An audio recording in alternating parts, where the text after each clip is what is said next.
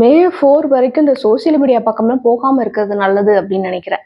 திறந்தாலே ஒரே பாலிடிக்ஸ் மீம்ஸா வருது. அதுலயும் பார்த்தீங்கன்னா ஒரு ஒரு கட்சியும் தாக்கி தாக்கி மீம்ஸ் போட்டுக்கிறாங்க. அதாவது இவங்க ஜெயிச்சிட்டாங்கன்னா என்ன பண்ணுவாங்கன்னு அவங்களையே போட்டுக்கிறாங்க. இவங்க தோத்துட்டாங்கன்னா என்ன பண்ணுவாங்கன்னு அடுத்தவங்கள பார்த்து போடுறாங்க.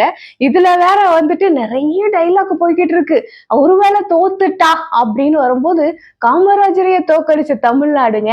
நம்மள தோற்கடிக்கிறது ஒரு பெரிய விஷயம் இல்ல. அந்த மாதிரியெல்லாம் வார்த்தைகள்லாம் சொல்ல ஆரம்பிச்சுட்டாங்க. தாங்க முடியல.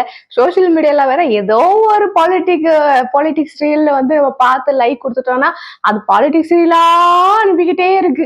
எப்படா ஸ்டாப் பண்ணுவீங்க அப்படிங்கிற மாதிரி இருக்கு. மே 4 சீக்கிரம் வரட்டும், சீக்கிரம் ரிசல்ட் வரட்டும், சீக்கிரம் அந்த இதெல்லாம் ஓஞ்சாதான் சோசியல் மீடியா அப்படிங்கிற ஒரு விஷயத்த ஒரு பொழுதுபோக்குக்காகவாவது யூஸ் பண்ண முடியும். அதுவே பண்ண முடியாம இருக்கு.